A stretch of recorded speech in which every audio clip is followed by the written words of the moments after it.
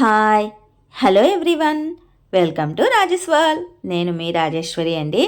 ఈరోజు రాజేశ్వర్లో vlog video వచ్చేసి నేను సాయంకాలం ఒక పెళ్ళికి వెళ్తున్నానండి, రిలేటివ్స్ది. ఆ పెళ్ళిలో నా ఫేస్ గ్లోగా కనిపించడం కోసం ఒక చిన్ని బనానా ఫేస్ ప్యాక్ని అప్లై చేసి ఫేస్కి అప్లై చేసుకున్నాను. ఆ బనానా ఫేస్ ప్యాక్ని ఏ విధంగా ప్రిపేర్ చేసుకొని అప్లై చేసుకోవాలి, దానివల్ల ఫేస్కి ఉన్న యూజెస్ ఏంటి, ఇవన్నీ ఈరోజు ఈ వీడియోలో నేను మీకు షేర్ చేస్తాను. ఫస్ట్ ఆఫ్ ఆల్ ఏంటంటే, ఇంట్లో ఒక మాగిన బనానా ఉందండి. మేము తినంగా మిగిలిన బనానాని అలాగే పక్కన పెట్టేసాము. ఆ బనానా బాగా మాగింది.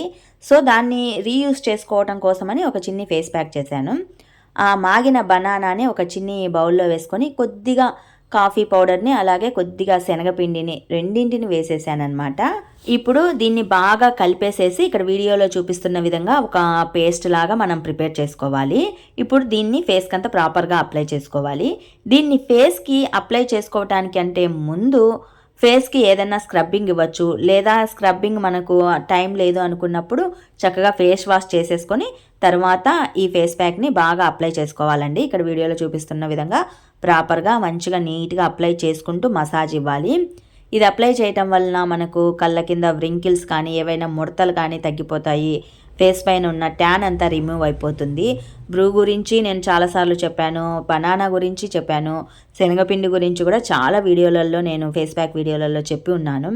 ఈ మూడింటి కాంబినేషన్లో ఫేస్ అనేది మంచి గ్లోగా ఉంటుంది, ట్యాన్ రిమూవ్ అయిపోతుంది, వ్రింకిల్స్ అనేవి కూడా రిమూవ్ అయిపోతాయి. ట్రై చేయండి.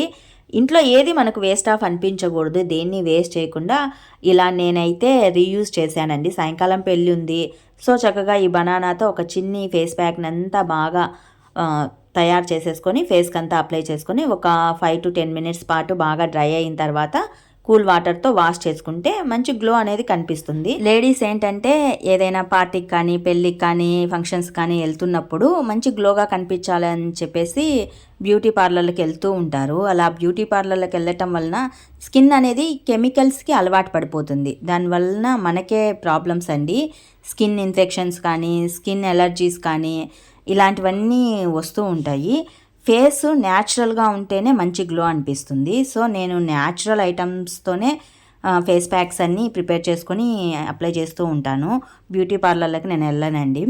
పెళ్ళికి అని చెప్పేసి ఈ బ్లౌజ్ నేను స్టిచ్చింగ్ చేయించుకొని ఇలా వర్క్ చేయించుకున్నాను. ఈ శారీ మన మాంగళ్యాలో తీసుకున్నాను అనమాట. మొత్తం మీద నేనైతే పెళ్ళికి ఈ విధంగా రెడీ అయ్యాను. పెళ్ళికి అండి పీలేరు వెళ్తూ ఉన్నాము, నా చిన్న పాప నేను, మధ్యలో మా మర్ది కూతురు అనమాట.